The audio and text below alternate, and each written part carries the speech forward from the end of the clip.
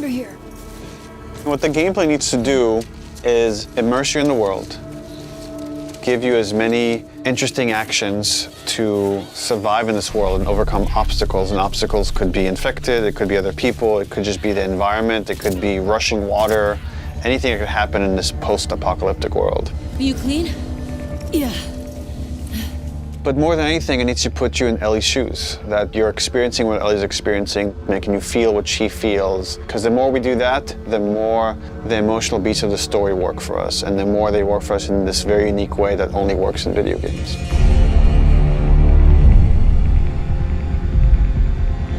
The gameplay philosophy of The Last of Us Part 2 is putting you in the shoes of Ellie and everything that that means. It means giving you a threat constantly, as this world has. It means giving you the hard choices. Because this game takes place in such a hostile universe and our characters are pushed to do really difficult things, we want to put you in alignment with those choices. We want you to understand how hard certain decisions were for these characters, because they're hard for you. I would say the overarching philosophy of how we approached designing the game mechanically is how can we take things to the next level. Everything kind of comes out of the story. And how do we do it through systems?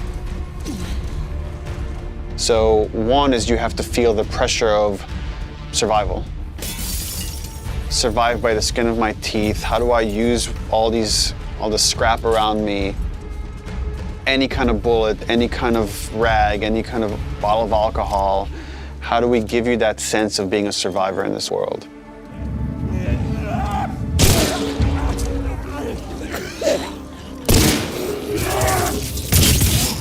Ellie is very small compared to Joel and more nimble.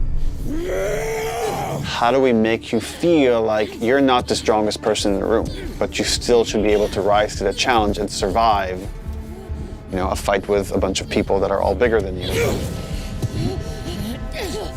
So therefore it meant creating a character and systems and mechanics that allow you to be much more nimble. And that's where we added a jump button. Deal. In the first game we had a clamber button, but not really jumping. And here, Ellie can jump. The combat scenarios are much more vertical, where Ellie can use elevation to her advantage. Prone is a huge, huge one. Prone, obviously, it means to lay flat on the ground. Something so simple, again, something that in real life you'd be able to do. Letting the player have access to all their weapons, all the items, crafting, everything while in that position. And it just creates so many more emergent things in gameplay.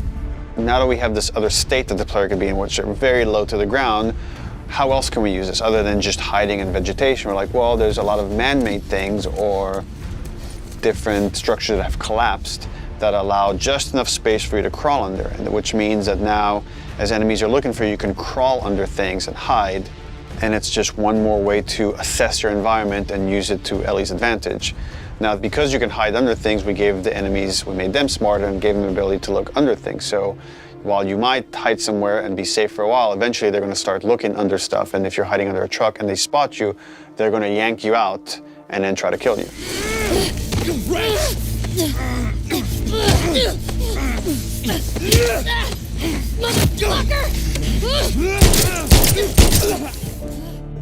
Dodging is a big one, because now with dodge, anytime you're in a scuffle, you have a chance to get away.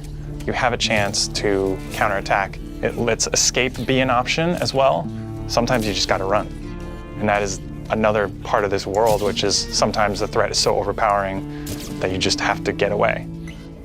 When you are partially hidden, or you're in grass, that means people from afar can't see you, but people from closer can kind of see you. They will eventually acquire you. You're not completely hidden when you're in grass. She went into the grass. Watch yourself. And it makes you as a player become much more aware of your surroundings. Jump, prone, dodge, all these things feed into both exploration and combat because it lets us expand the space. The size of spaces can be bigger, the intricacy of spaces can be more complex, and it still works exactly as you would expect. So when it came to our level design, we really wanted to challenge ourselves to make a world that really felt like a real space as much as we possibly could and didn't feel like a series of combat encounters and exploration spaces and then combat encounters that felt like a Hall of Horrors or something, but something that really felt like a space that you could explore that seemed like a legitimate urban environment. And that pushed us to make our level design even more open than it was in the first game, which for us at the time was pretty open. In this game, we've gone so far in making the level design open that there are actually entire story moments, entire combat encounters, like full scripted sequences that you may completely miss. And there are things that we feel like, even though a portion of our player base may never see these things, the fact that when you do encounter them, you feel like you discovered them. It lends them this charm and this magic that I think is unique to games, that, you know, this happened to me because of what I did and what the place I explored to.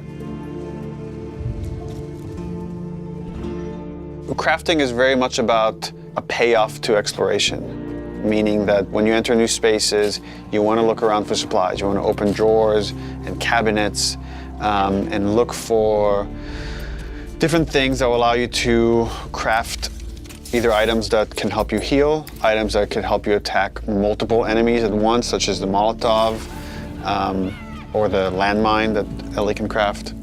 Items that can help augment your weapons, like the silencer for her pistol, or craft new kinds of ammo. It also gives us tons of interesting gameplay choices and overlaps that you can do at any moment and on the fly. We try to be a game that wants you to make a lot of different decisions in combat as possible.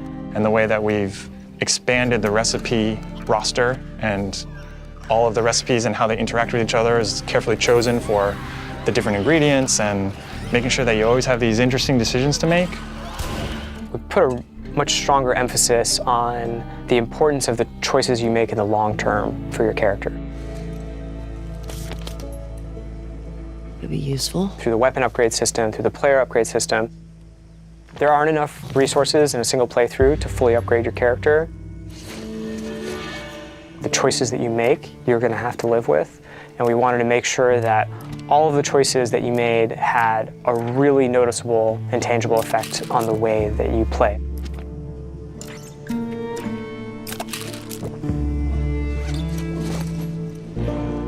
You feel a greater kinship with Ellie because you are living with decisions that you've already made. Like you are continuing this through line of her journey through this world, and the moment-to-moment gameplay is influenced by that in a way that we haven't before.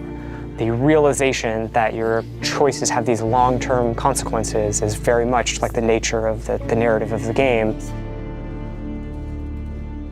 And I'm happy that the mechanics are supporting that. PlayStation